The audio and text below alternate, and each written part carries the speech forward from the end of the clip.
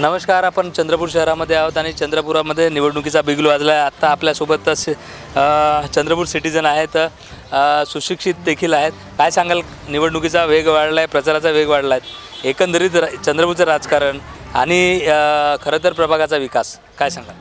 नमस्कार, मी सचिन गाटकीने, एकुरी प्रभागाचा एक सुजाण नागरिक म्हणून मी आपल्यासमोर आलेलो आहे. महत्त्वाचं म्हणजे यावेळेचं इलेक्शन जे आहे खूप विलक्षण आणि चमत्कारिक आहे. म्हणजे उमेदवारपासून तर मतदार हा सुद्धा संपूर्ण कन्फ्यूज आहे. कारण आत्ताच्या क्षणापर्यंत आमच्यापर्यंत हे समजत नाही आहे की कोणत्या पक्षाचा कोणता उमेदवार आहे.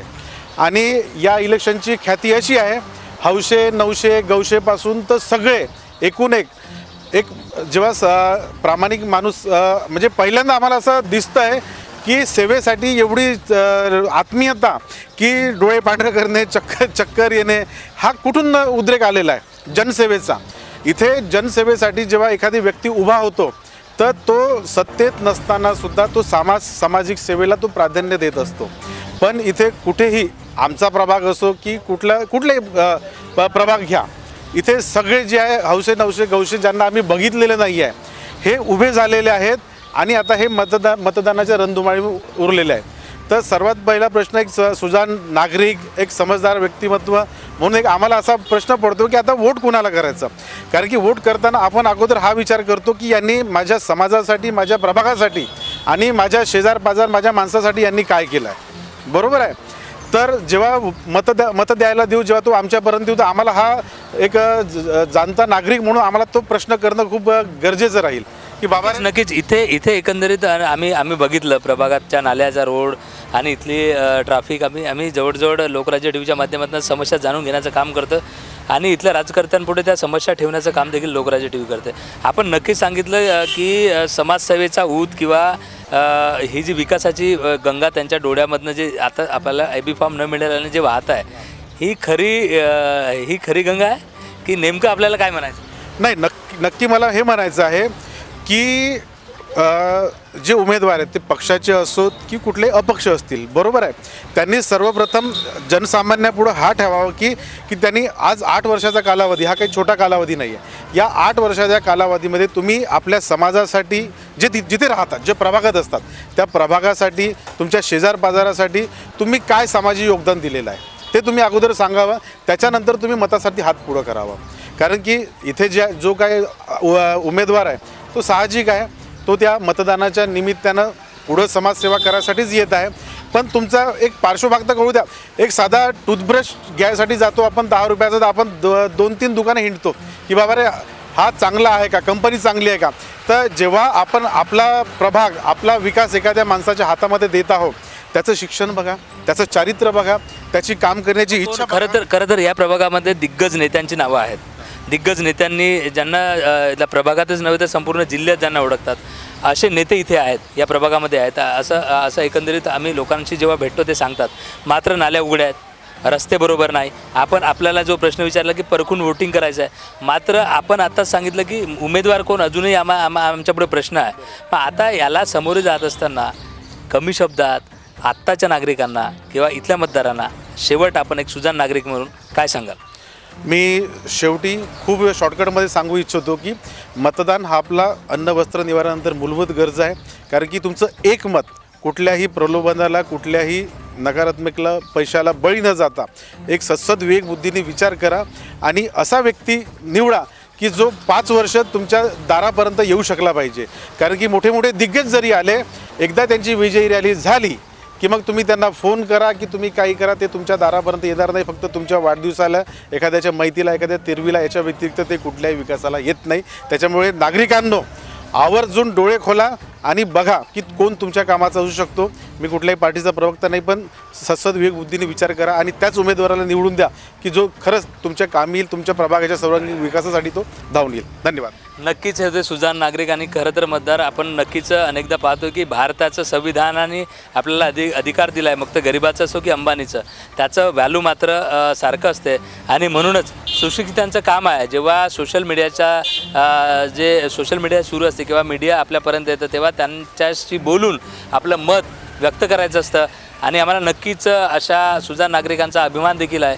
आणि त्यांनी सांगितलं मुळात समस्या अनेक आहेत, मात्र पुढील 5 वर्ष जे माणसाच्या किंवा प्रभागाच्या कामात येतील, घरापर्यंत पोहोचतील अशा सुजाण उमेदवाराला निवडून द्यायचा आहे. तेव्हा नक्कीच इथल्या समस्या आणि उमेदवार आपल्या सगळ्या इथल्या मतदारांना लोकराज्य टीव्हीच्या माध्यमातून देखील आमचं आव्हान आहे की सगळ्यांनी आपला अधिकार बजवायचा आणि चांगला उमेदवार निवडून द्यायचा. सध्या जी राजकीय अस्थिरता आहे तर त्या दृष्टीने म्हणजे कसं सगळे संभ्रमात आहे की नेमकं कोणाला मतदान करायचं, कारण मतदान करूनही सामान्य नागरिकाला योग्य न्याय तो मिळत नाही. कसं आहे, आम्हासारख्या लोकांना फक्त विकास पाहिजे.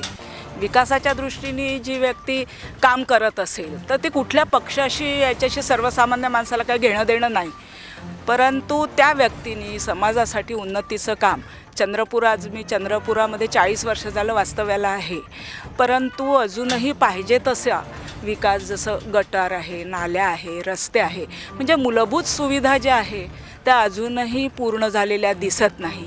शाळा पाहिजे तशा विकसित झालेल्या नाही आहे. इथे एवढा मोठा इंडस्ट्रीयल एरिया असूनसुद्धा पाहिजे त्या प्रमाणामध्ये म्हणजे प्रत्येक ठिकाणी राजकारण केलं जातं, नको तिथे पण राजकारण केलं जातं. आणि अशा वेळेला मग हे आता तर सध्या जी रणधुमाळी चालू आहे तर त्याच्यामध्ये कोण कुठला आणि निवडून आल्यावर तो त्याच पक्षाचा राहील की नाही तर ह्याची शाश्वती देता येत नाही. त्याच्यामुळे जरा आता आम्ही म्हणजे जो विकासाचे जे लोक दिसतील म्हणजे अजून तर आम्ही त्यांच्याशी परिचित झालेलं नाही, पण असा अल्पसा जरी परिचय राहिला तरी आम्ही त्यांना निवडून देऊ.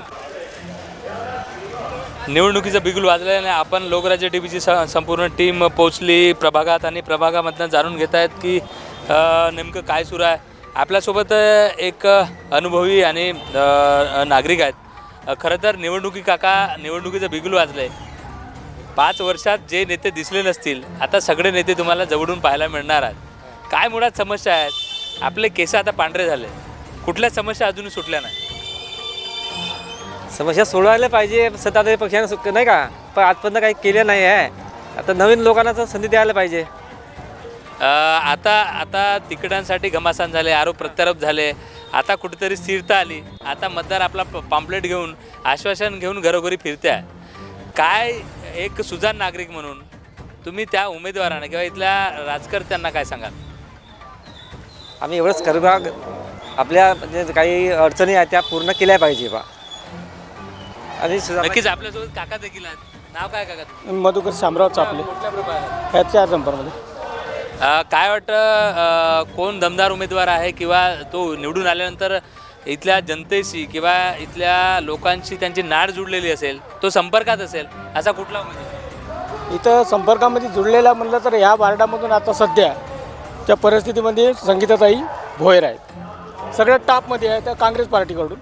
BJP-मधून तर आता नवीनच आहे सगळे, फक्त एक जुमलेत आहे, एक जुनी आहे, पण काम कोणतं झालं नाही. खरा महत्त्वाचा प्रश्न कसा आहे, नाल्या, रोड, लाईट तर हे सगळं करणारच आहे, ते होणार आहे, पण आपल्या देशामध्ये जे बेरोजगारी आहे हे मात्र कधीही दूर झाली नाही. आश्वासन भरपूर झाली. आता ज्या पोलीस भरत्या आहे निवडणुकीच्या दरम्यान काढल्या, आता समजून घ्या तुम्ही, कमीत कमी 3.5 लाख पोरं ते परीक्षेला बसले. एका पोराकडून 700, 800, 900 रुपयापर्यंत फी आहे. आज तो सुद्धा पैशाचा त्याचा वापर होतो आहे निवडणुकीच्या दरम्यान, आणि कधी ते स्थगिती आणून टाकल याचा काही अजूनही भरोसा नाही. बेरोजगारी दूर होत नाही, खरा हाच प्रश्न. त्याच्यामुळे आज म्हणते शासन का आजची मुलं व्यसनाधीन झाले, गांजा, दारू, बिस्टाल हे ते सगळं काही पेते. हे सगळं सरकार जिम्मेदार आहे, कोणतंही सरकार असो हे जिम्मेदार आहे, कारण त्यांना नोकऱ्या नाही, बेरोजगारी आहे. आता कोण निवडून आल्यानंतर तुम्हाला वाटतं याच्यात काही स्थिरता येईल? स्थिरता येतं मला असं तर वाटत नाही. सारे एकाच पक्षाची नाडी असतात, तू मारल्यावर कर, मी रडल्यावर करतो, हे सगळं जगात चालू आहे. आज या पक्षातून त्याला जागा नाही भेटली, त्या पक्षात जातो, त्या पक्षातून ह्या पक्षात जातो.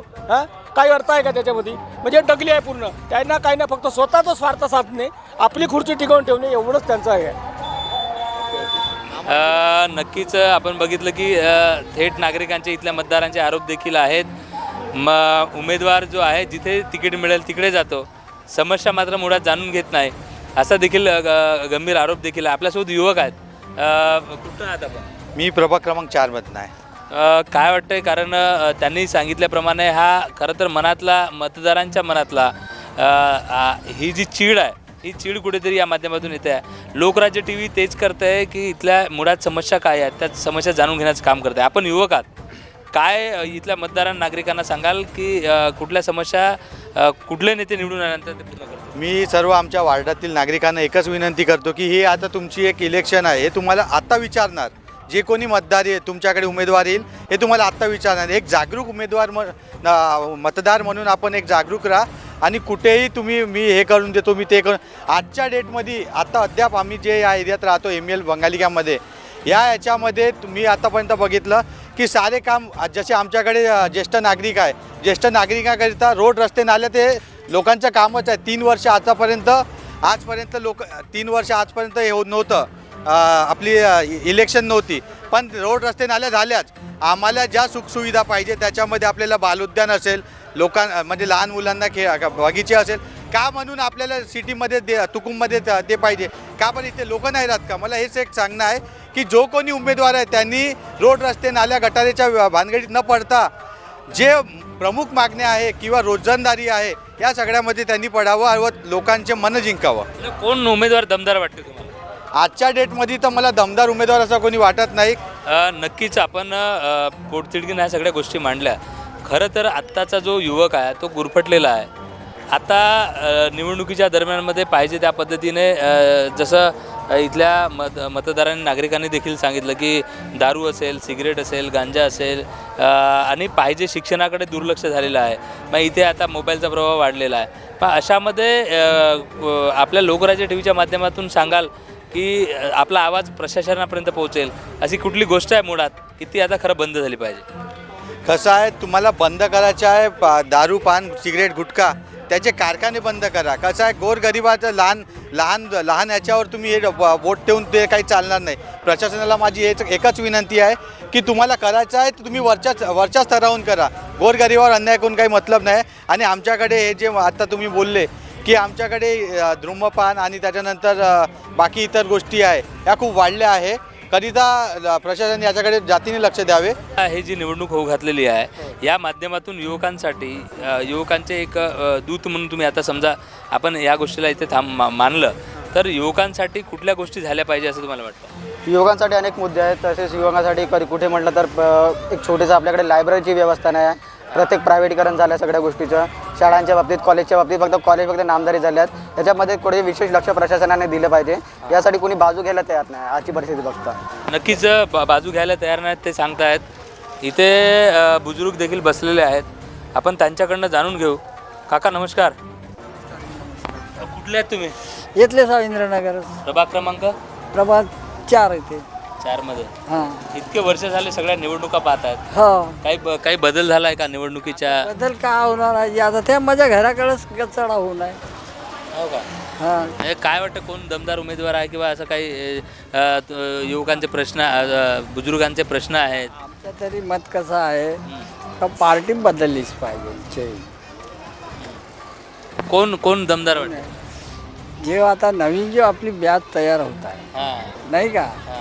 त्याला तर झालंच पाहिजे. जुन्या ते गेलं, आता जुन्याचं काही ठेवायचं नाही आता. हां, असं तरी आपलं मत आहे. बरं, इथे आता तुम्ही इथे आहात. आता इथे तुम्हाला पिण्याचं पाणी असेल किंवा दवाखान्याची सोय असेल, शिक्षणाची, बरोबर आहे? हां, तसे दवाखान्याची सोय तर आहे ते. पण हे जो माझे जे मार्ग आहे जाण्या येण्याचे रस्ते हे अजिबात बेकामी होऊ नये. म्हणजे काय झालं, फोडले आहेत खरं? फोडली नाही तर नाली आहे ज्याचं पाणी जे आहे नाही का, नाल्यावर झाकण आहे. पाणी जे आहे तर मधा गड्ड्यात घर आहे माहीतच आहे लोकायले. हां. पण त्या जाण्याचा जो मार्ग आहे संडासचे पाणी हे ते दारातच या राहील. प्रभागामधून कुठला नाला वगैरे वाहत नाही का? आता नाला वाहता होता तर ते जागोजागी घरं झाली आहे. हां. त्याच्यानं पाणी जाण्याची मार्ग नालीवरच काढावं लागेल ना पाणी. जे आपण जे राहत आहोत तर ते तसं वांदे निर्माण करत आहे. म्हणजे पाहिजे त्या पद्धतीनं ते नाल्याचा उतार नसल्यामुळे म्हणजे ते पाणी तिथे साचते आहे. साचते आणि आपली पाण्याची आपल्याला सोय तर करायला लागेल. नाही कारण महानगरपालिका कोणते काय, पण आपण जे राहतो हे झगडे भांडणं होत राहते ना. हां, आता या निवडणुकीच्या दरम्यान आपलं नाव काय आणि आपण मग काय सांगाल त्या मतदारांना? जमतदाराला असं आहे का आपलं जे राहण्याची जे आहे ते आमचंच करून देणे. कोणी येऊ नये असं काही हे नाही आहे. पण चांगलं निवडून दिलं पाहिजे आणि परिवर्तन बदललं पाहिजे.